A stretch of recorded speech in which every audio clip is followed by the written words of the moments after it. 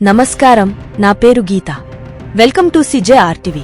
తాజా వార్తల విషయానికి వస్తే, రాష్ట్రంలో కేసీఆర్ పీడ విరుగుడు కోసమే ప్రజలు కాంగ్రెస్ పార్టీకి ఓటు వేసి గెలిపించారని, తమ ప్రభుత్వాన్ని కూల్చడానికి ప్రయత్నిస్తే ప్రజలే పాతిపెట్టారని సీఎం రేవంత్ రెడ్డి హెచ్చరించారు. దోచుకున్న సొమ్ముతో ఎమ్మెల్యేలను కొనాలని ఎవరు చూసినా వాళ్లకు జనం చేతిలో సామాజిక బహిష్కరణ తప్పదని వార్నింగ్ ఇచ్చారు. రైతు బిడ్డ ముఖ్యమంత్రిగా ఉంటే మీ కడుపు కాలుతున్నదా, కండ్లు మండుతున్నాయా, వాడొకడు వీడొకడు మోపై 6 నెలల్లోనే ప్రభుత్వం కూలిపోతుందంటున్నారు. కాంగ్రెస్ ప్రభుత్వాన్ని కూల్చే మొనగాడవడైనా ఉన్నడా అంటూ బీఆర్ఎస్ నేతలపై ఆగ్రహం వ్యక్తం చేశారు.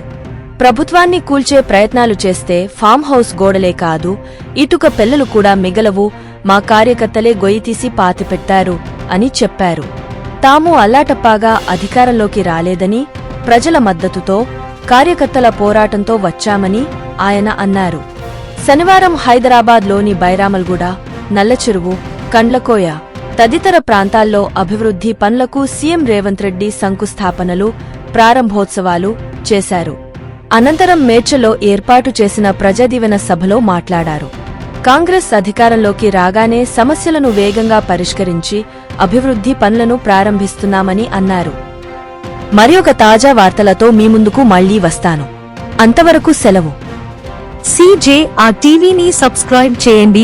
ఈ వీడియోను లైక్ చేయడం మరియు షేర్ చేయడం మర్చిపోవద్దు.